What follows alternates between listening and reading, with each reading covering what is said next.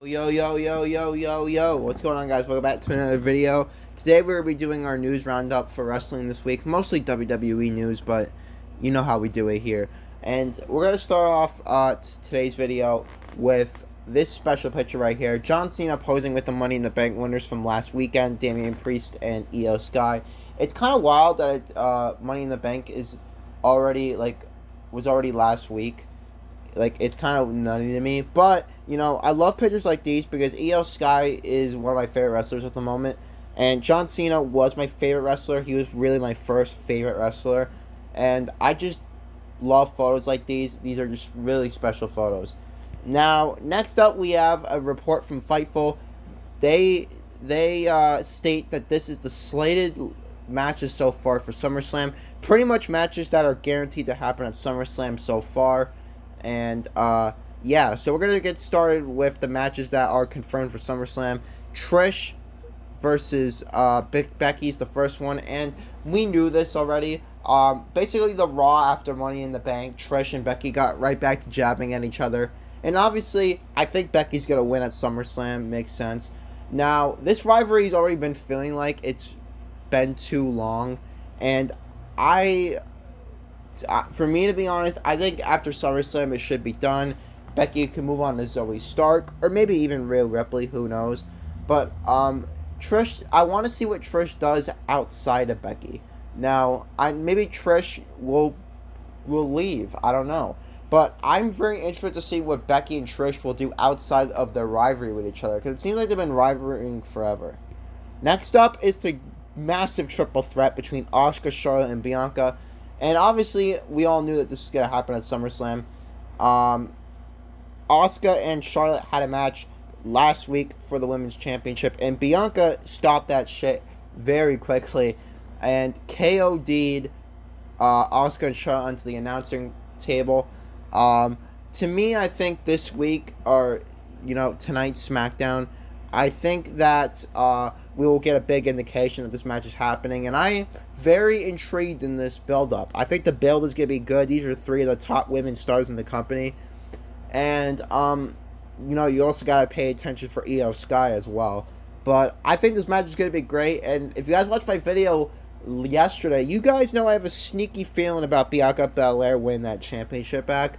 But deep down, I want Asuka to win. If Asuka wins this triple threat at SummerSlam, it will be the biggest win since she's entered WWE. Because I think beating stars like Charlotte and Bianca in one match will do wonders for Asuka. Next up is Cody versus Brock, and I am hoping that this is a stipulation. If it's just Cody and Brock at SummerSlam, it's really just not going to be it. I think we need a stipulation. I think Hell in a Cell is where we need to start with, because Hell in a Cell is apparently not going to be a PLE this year.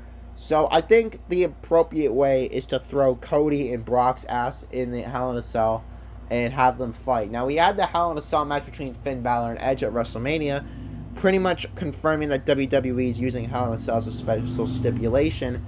And Cody versus Brock is the perfect rivalry to do so. I think Cody will win at SummerSlam here, but to be honest with you, I think this match needs a stipulation. We got plenty of time for it, but just in case, if it's not, it just doesn't have a stipulation, I don't think people are going to care if this match doesn't have a stipulation. I think people want to see Cody and Brock in a brutal match type, maybe even throw them in an Inferno match. Hell, maybe even do a 3 stages of Hell match. I think the last 3 stages of Hell match was over a decade ago. I think. Maybe 9 years ago.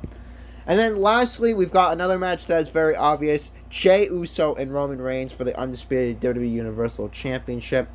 And I think this is going to be the main event of SummerSlam. I think this is a match that is going to be great. Now, obviously, Jey Uso and Roman Reigns have faced each other before. Inside Hell in a Cell a couple years ago during the WWE Thunderdome era. And the match was pure cinema. I expect something very similar here, but this time in front of a live crowd. Maybe how WWE just copies the Hell in a Cell finish from years ago. But this match build and everything, I absolutely enjoy it. And I'm one of those guys that is advocating for Jey Uso versus Roman Reigns. I mean, he pinned Roman Reigns. He's the first man to pin Roman Reigns in like 3 years. So, I mean, that should automatically give him a chance at the championship. I know you could say that, oh, Jimmy could also deserve an opportunity. But Jey Uso's story, no disrespect to Jimmy, is just much more intriguing in this. And honestly, who knows? Maybe we get a solo turn at SummerSlam. I have zero faith that Jey Uso is going to win this match. But, I mean, more shocking things have happened in WWE, honestly. Now, next up, we have news on the Creeds. Now, if you guys watched this week's episode of NXT, maybe you didn't because the ratings were low. But the Creeds lost a match against the Dyad, a.k.a. the Grizzled Young Veterans, that pretty much are forcing the Creed brothers to leave NXT. Not WWE. I mean, in kayfabe, they are still in WWE. But, to me, I think the Creeds are really good on the main roster. They are too good for NXT. I'm going to say that right now. They've done so much in NXT. I think they've been in NXT for like the last 3 or 4 years. And the Creeds have pretty much filled up their accolades list. They're not breaking up and going into singles competition. So it's time to bring them up to the main roster. And Fightful did report that there are plans for Creeds on the main roster. But right now there is no guarantees that they go up to the main roster. But I'm going to just say this right now. I do think they will end up on the main roster. And I could potentially see them waiting for the Creeds until after SummerSlam. You know, after SummerSlam, a big PLE, everything kind of resets a little bit. Now, I don't know where the Creeds would fit in with the tag division right now. Maybe Sammy and KO, who knows. But the Creeds being added to the main roster would be super massive. I mean, this is a tag team that has been downright perfect. Like, I don't have any complaints about them. So, hopefully, we see the Creed brothers in the main roster very, very soon. Next up, we have the location reveal for Survivor Series 2023. And Survivor Series is not going to be in Boston. It's going to be in one of the loudest places in America, Chicago, Illinois. And I do like this location. Chicago crowds are always great. Survivor Series is a big 4 PLE. So, them choosing Chicago, it's a good location. Even though, as a person that lives in Boston, you know, I would have liked to see War Games back this year in Boston. But, you know, what can you do? And obviously, the biggest thing that people are taking away, that there's no promotion for War Games. Now, to me, I really love the War Games match type, but I also understand that there are the way the storylines are going, I think it favors brand versus brand, if I'm being honest. And obviously the WWE Draft, I mean, this is probably the biggest show in regards to the draft. You know, you got Superstars and Raw and SmackDown, and War Games was pretty much, you know, a side thing, you know, pretty much until the draft gets started. We just throw them in War Games. I hope War Games does return, though, because War Games, last year's Survivor Series War Games was so goddamn good.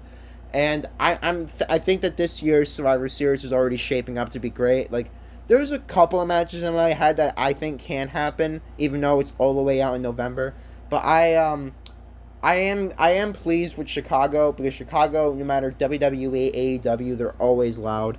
Next up is Triple H. He was absent from Monday Night Raw. If you guys missed the Fightful report from a couple days ago, Triple H was absent from Raw. He will be on SmackDown tonight. It was just an absence. You know, Triple H is an everyday man in the company. He just can't be expected to be on every day. And Bruce Pritchard wrote Monday Night Raw, or ran Monday Night Raw. I didn't say wrote, because Triple H probably wrote it.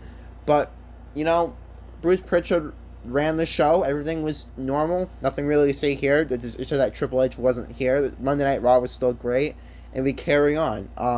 I don't think it's in the report. It didn't say Triple H was sick or anything. So that's good news. And that Hunter is still going to be leading the charge going into SummerSlam.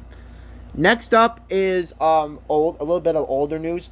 WWE officials were impressed with Rhea and Natalia's match from Monday Night Raw, and of course, you gotta point that out. Obviously, this match I thought was gonna be a squash, and ended up being the best match on Raw all around. I even say it was more fun to watch than Seth versus Dom. Obviously, that ended in a DQ, but yeah, WWE officials were impressed by it, and And I mainly feel good for Natalya. I mean, we are expecting Rhea to have bangers in her title reign, especially the way that she won the title against Charlotte in a banger. And Natalya deserves all the credit in the world. And this is probably the best match I've seen Natalya fight in her career, which is very shocking, but it's very good as well. You love to see it. Next up is a little bit of not news related. In this Fightful article, it stated that Tyler Breeze will not be returning to wrestling, I think. But Tyler Breeze over the last 2 years hasn't wrestled, but apparently Tyler Breeze is still contractually signed for WWE, but on an up, down contract. If you guys don't know, WWE and up, down have a collaboration, because up, down, ran by Xavier Woods, literally has over 2 million subscribers. So WWE saw that, pretty much WWE and up, down work together. And Tyler Breeze, as you guys may know, is him and Xavier Woods are basically the hosts of up, down. They're always on the channel. But to me, at the very least, this is good to see. I really much doubt that Tyler Breeze is returning back to wrestling. But it's good to see that Tyler Breeze is still contractually signed to WWE, still making that paycheck. It's always good to see. And, if Tyler Breeze ever came back, I'd be so happy. Because, honestly, we need a gimmick like Tyler Breeze is in WWE right now. I think it would be a nice, fresh gimmick. But that is pretty much the wrestling news this week. If you guys enjoyed, hit that like and subscribe button. And I will see you guys in the SmackDown review video, which will be my next one.